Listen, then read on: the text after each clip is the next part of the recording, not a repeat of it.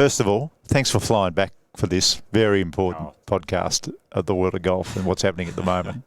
You're very welcome, Mark. No, I was up at Sanctuary Cove for a couple of days doing a corporate outing. It was a lot of fun. Got back late last night, but we have to do this bonus pod. Well, this is what happens when you do a podcast on Tuesday and then the biggest sports story of the year comes out later that night. We kind of missed the boat on our podcast this week, but we're not going to miss the boat today. So it's caught the world by surprise. And I still don't understand how it's all going to look next year, and I don't think many people do. Let me ask you this first off. When you woke up and you read the news, what did you think? My radio went off. It corresponds with the news, and I fell out of the bed. I honestly thought they didn't know what they were talking about because I didn't think this would ever happen. You know what I thought? First instinct, I thought, hang on, is it April the 1st? Yeah. Hang on, no, we're in June. And then I'm reading stuff going, this must be fake accounts, etc. Yeah. I could not believe it. Anyway, when you see some of the reaction, and we've seen a lot of the reaction at the moment, and Jeff Ogilvy's gone on the record. He was in the Canada meeting, the Canadian Open meeting, and some of the things being said in that Canadian Open meeting to Jay Monahan, calling him a hypocrite, asking him to sit down. You mistrust, obviously, after what he said a year ago, that, you know, as long as I'm the CEO of the PGA, that those LIV players will never, ever, ever be able to come back and play. All those things. And the other thing about my members don't have to explain to the 9/11 families about which tour they play on. Yeah. That's another one. Can I say, before we go any further, I was really happy with the LIV players. I thought there'd be more carrying on.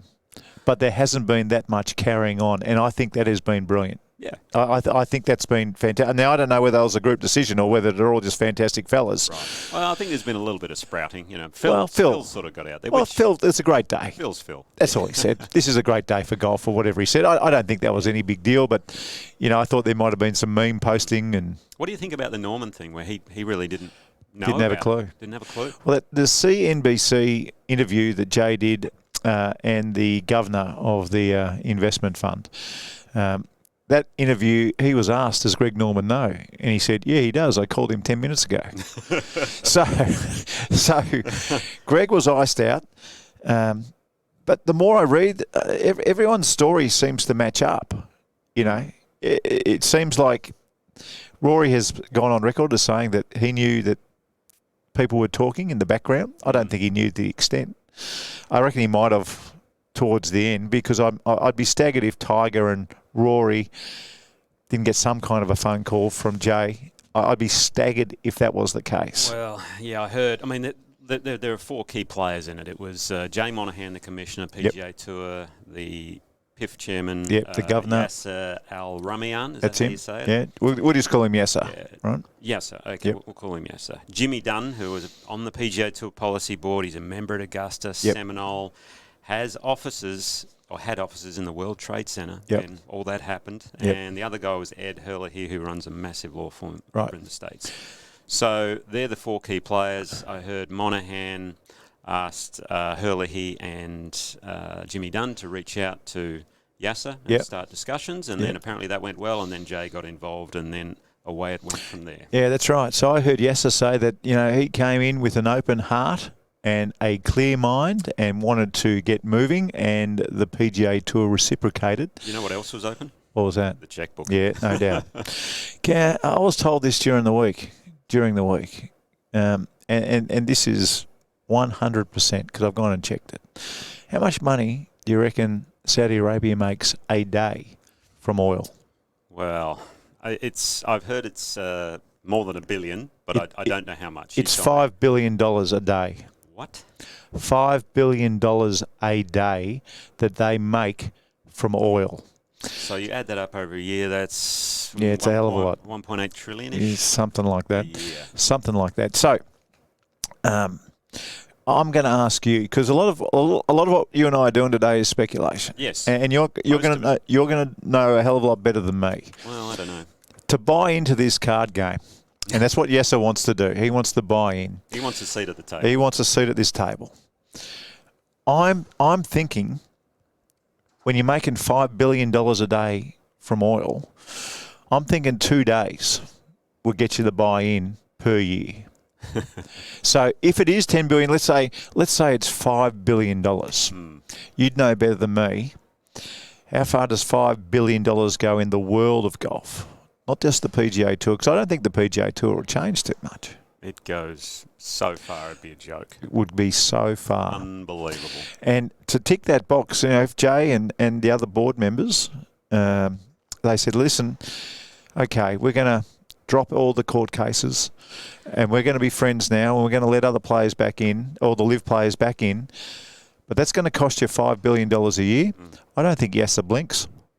No, you're probably right in that regard. He wouldn't blink. It's almost a drop in the ocean for him. And it's one day. And the reason, so if we sort of step back a little bit, a little while ago someone asked me, do you think they'll merge? And I thought, well, at the moment, the PGA Tour has no reason to do it, because what they've done is they revamped their schedule. Yep. They have also upped their purses. We've got these designated events. The players are, apparently have to play a little bit less or a little bit more, depending on how you look at the schedule. There's been a bit of a divide in the tour, but overall, these designated events have worked really well so far. We've seen, the Rorys, the Rahms, the Sheffers playing in these big events. The sponsors know what they're going to get. Yep. And I'm thinking, well, there's no real reason. But when you take a step back and you go, well, okay, hang on. What really has happened, and what, again, I'm speculating, but I'm thinking has happened as the PGA Tour and Jay Monahan has gone, is these litigation, this is going to go on for a long time. It's costing us, 40 to 50 million a year or something like that in legal bills? You're accurate. Okay. I'll tell you why in a second. Continue.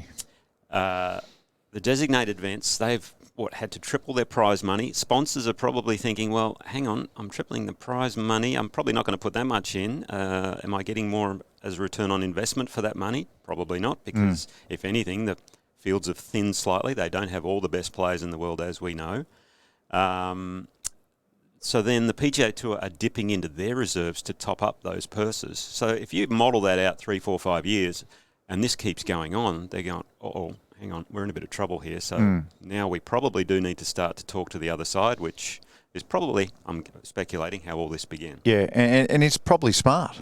I mean, you can't run an organisation into the ground when, if you make up, it changes everything. Now, take this for what it's worth, okay? But it's accurate. Okay. All right. I'll promise you that. All right. I have a great contact in Dallas. Oh, I love these contacts. Yeah, I have a wonderful contact in Dallas, and he's very good friends with people who. Texas Tech, perhaps? Yes, that'll do. Thank you. Anyway, he's a member of the golf club, a terrific golf club, and he has access. That's all I'm going to say. All right. So this was a text message that he got, and I think it's worth reading. And again, you can take it for what it's worth. Please. All right, so I've just put it out there. So, number one, no one knows what's really going on and it's all going to look like. So the players haven't got a clue at the moment, and this is coming from somebody who's top 10 player in the world.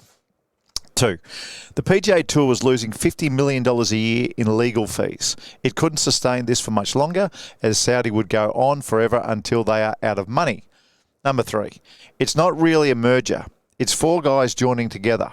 PGA, LIV, DP World Tour and Saudi guy to start their own entity.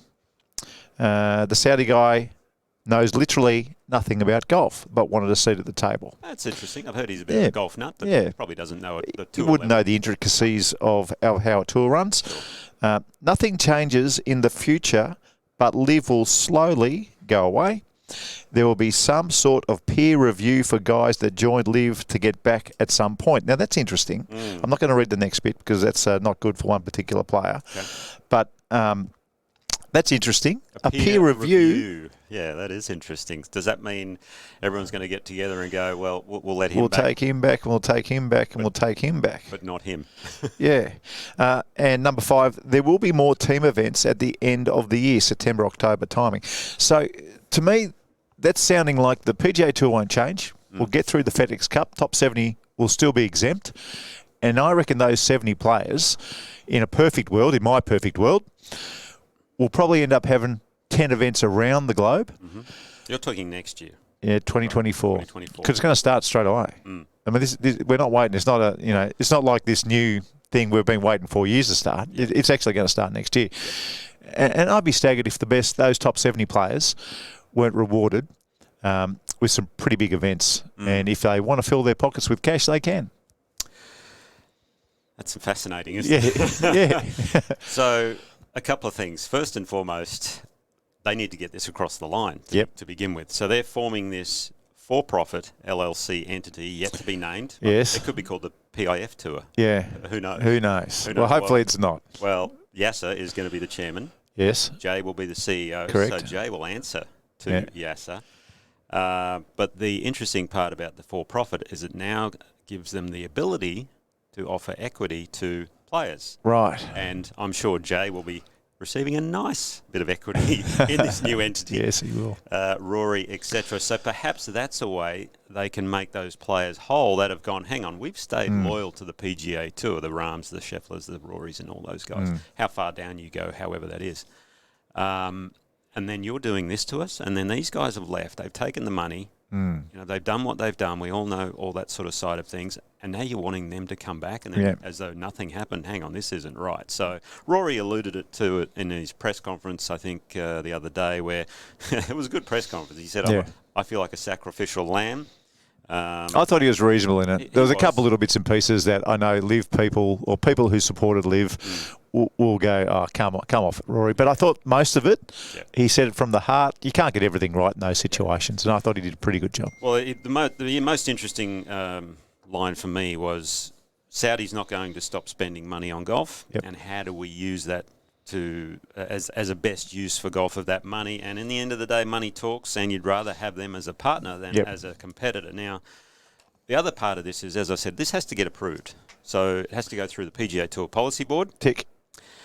Then there's a big one, isn't there? The big one, I think, is the Department of Justice, because all these lawsuits that were happening, these antitrust lawsuits, are now gone away, and they magically disappeared. Now, again, I was doing a bit of reading on this, and the basic principle of an antitrust lawsuit is you have two very large companies who have a very large corporate share or market share. They cannot merge together so that they are no longer competitors. Right, so it'd be like Microsoft and Apple merging together. This department would probably look at that merger and go, come off it, fellas, you can't do that. As if they're part of an antitrust lawsuit. So, right.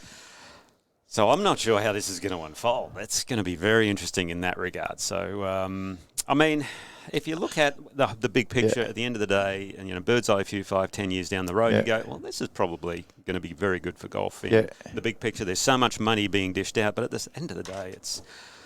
Can you imagine this amount of money we're talking about 5-10 years ago? No, it is so ridiculous. No, I can't. I want to ask you this question. You're in a better place. After the original LIV contracts run out, yes.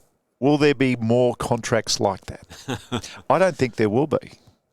Well, it depends what happens to LIV, really. Well, LIV's going to disappear. You think? Yep. I've heard that from too many people. Greg Norman made the big statement of, we're soldiering on. This is going to be great for us. I mean, but who knows? Yeah, I don't think LIV will continue. I think there'll be different tournaments. I don't think we're going to see. I'd be staggered if you're going to see 54 holes and shotgun starts together. Maybe one or the other, but not everything together. Yeah. Well, I don't think that'll happen. The biggest thing that had legs with LIV was the team aspect, and we've spoken about that before, and how you could buy into teams and things like that. So. Yeah, I don't even know whether that's going to happen. The numbers I was talking about, but I don't think DJ will get another contract. I don't think. I just don't think that'll happen if everybody's back in the pool. I don't think it's going to. I think there's going to be that much money. They'll be going. You guys don't need contracts. So what do you think will happen? All right. So this is two pronged. Okay. This is my solution to looking after the players that stayed at the PGA Tour but didn't go to LIV, but were offered enormous cash. Mm-hmm. So, when they talk about someone was offered $100 million to go to LIV, it's 25, 25, 25 and 25 million per year, plus prize money. Yep.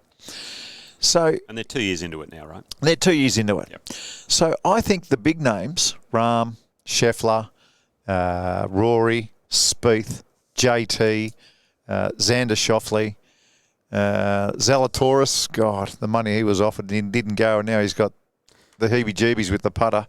Hey, Ludwig Adberg, the number one NCAA player who turned down 10 million times 4. Or maybe not. Ludwig might miss out here. I don't know. But I reckon those players will be paid appearance money to turn up to the same tournaments that the LIV players have already got their money for. Right. Does that make sense? Yes. Okay. That would be my solution to appeasing everybody. So, for instance, if Rory plays the season out, and then we have some of these bigger, let's call them the PIF tournaments at the moment, or the Yasser tournaments. Let's call them the Yasser tournaments, all right? The Yasser Tour. The Yasser Tour, all right? So the Yasser Tour events, if you want Rory and Rahm to go down, I think their management would be asking for $5 million US. And you might get those guys playing 4 or 5 of them. And there's 25 mil. Plus they've already got the bonuses and the big purses and the Twitter money. That's already been. So it wasn't as much as the guys who went to LIV, but it's something. So the LIV players are under contract. I imagine they'd still have to go. Otherwise they forfeit their money. Yep. That's what I imagine. If they say, hey, listen, we're paying you $25 million or $40 million a year. We want you to go to Japan Open. We want you to go to the Australian Open. We want you to go play New Zealand, whatever it might be. Yep. Then they've got to go. Yep. Otherwise they forfeit their money. Yeah. Interesting. So that would be my solution to solving everything. I don't know what you do with Tiger, though. What do you do with Tiger? Tiger was offered $800 million US. That's our best guess, right? That's our best guess. That's $200 million a year. He was only going to play in 4 tournaments a year. That's $50 million a tournament, right? I would imagine, like with someone like Tiger, this new LLC entity that they're creating, and now how much he puts into that. Yeah, so he might put $2 billion, $5 billion. He's writing the check. Well, then you just go, right, Tiger, you get X amount of equity, and you're made whole. Away you go. There you go. We give you 20%. Tiger, we're going to give you 20%. See, together, we should be at this table because I'm not sure about that. I do it for 1% equity. True. You? Half probably. Righto. No. So in a perfect world, okay. So let's. I guess again we're guessing. This is best guess. It's $5 billion. Excuse me, $5 billion a year to get a seat at this table. What do you do with that $5 billion to help world golf? What would you do? Ooh. Well, I reckon we only need 50 or 60 million down here. Oh, but why don't we make it 100 since they've got $5 billion? That's right. So give us 100. Yeah, you look at all the tours in the world and you spread it around so they get with purses up to what should be down here on a regular basis. Yep. DP World Tour obviously is going to get propped up. Yep. We go. They need to double that. Whatever they're playing for, let's double it. Let's double it. The women's side of the game has to be. That's the big one. That's the big one. That is the big one, Nick. And if you heard this CNBC, the full interview, that's on the table. Is it really? Yeah, that's one of the things that Yasser had to say. He goes, we want to look after the women as well. Oh, that's great to hear because the PGA Tour have done very little for the... Not enough. Nothing, well, hardly anything, to be honest. Not enough. I mean, down here in Australia, we've done some very good things with all the WebEx events and we're trying to promote it as much as we can. So. And look, we're at headquarters here, Australian Golf headquarters, and upstairs are very, very proud of what they achieved last summer. They are so proud of, and we're proud of it as well because nowhere else on the planet young professional female golfers coming through afforded tournaments on TV with half decent prize money and, being treated just like everybody else, which is just such a big step forward. Well, that has to be part of their plan going forward, it was great to hear that as you mentioned, Yasser has those sorts of things in mind. And at the end of the day, if we're kind of getting to wrap this sort of thing up, he wanted the seat at the table. His biggest, I think, his long-term goal is obviously Saudi Arabia. It's all about oil. Yep. He wants to generate revenue for there, which doesn't involve oil. He wants corporate America to partner up with them, and this is his best way to start that happening with that Vision 2030 model that he has in mind and the Neom City and all that sort of stuff. I've also been told Saudi Arabia saw what the race to Dubai did for Dubai. So before the European Tour Order of Merit, it was just called the Order of Merit. Colin Montgomery won it 7 or 8 times in a row, whatever it was. Just won the Order of Merit. But the second they changed it to the Race of Dubai, things changed in Dubai. more people were visiting. And I think golf is seen as a beautiful vehicle to actually get people to Saudi Arabia. Now, whether that's going to work or not, who knows? All as I can hope is that that is what he is intending. Yeah. Because the big, I guess the word going around at the beginning of all this was sports washing. Correct. And this is sports washing. You can't get it right. Yeah. You can't get your head. But the thing is, there's nothing else you can call it. No one's talking about it anymore. No. So it is working. Yeah. I saw something on Twitter the other day where someone said, this Live Golf League, I don't see what's wrong with it and all this sort of stuff. And by the way, what's sports washing? And then you go, exactly. Yeah. Because no one is talking about it anymore. Well, Cristiano Ronaldo's getting paid $300 million US a year to play in the Saudi Arabia Soccer League. No, I didn't see Lionel Messi turned down $1.3 billion to go to Miami. He's just gone to Miami. Yeah, it was $650 million a year or something, wasn't it? Unbelievable. It was ridiculous. Nobody was hounding those guys. Nobody. When they play darts in Saudi Arabia, which they do, no one goes ballistic at the darts players. The girls have been playing with Saudi money in the background for a long time. No one said anything about the girls. The ladies' European tour is pumped up by the Aramco company, obviously, and if they didn't come along, they were in strife. Saudi money was in at Qatar for the Soccer World Cup. Mm-hmm. It was still watched by millions and millions and millions of people. I like your theories, though, Marco. I think it's going to be very interesting going forward in the next week, months, how it all unfolds, whether they get this across the line. We'll just have to wait and see. This is our sign-off, okay? Okay. Now, you're free to answer this or you do not have to, but I'm going to ask you the question anyway. All right. There's a couple players who aren't players anymore. They work for the Golf Channel. Oh. And they have been ripping into LIV players for a long time in the LIV circuit. I'm talking about Brandel Chambly and Eamon Lynch. Right, yep. It's tough for those guys moving forward. Certainly is. It is going to be real tough now. I think Brandel tweeted, it's a sad day for golf. I haven't seen anything of Eamon Lynch. Mm-hmm. That's going to be as interesting a watching what happens with those two and how they spin moving forward. As anything else. Yeah. No, I totally agree. Again, with Brandel, some people have said, well, the best thing he could do, and they'd respect him more as if he did resign. He doesn't want to work for him anymore. But that's not going to happen. No, I'd hate to say. I really enjoy. I enjoy his commentary. I love his opinions. Yeah, me too. I don't agree with some of them. Some of them I do, but he's he teeters on the edge, and it's great. Yeah. You need that controversy. I think he got the LIV thing wrong, and I think at the start.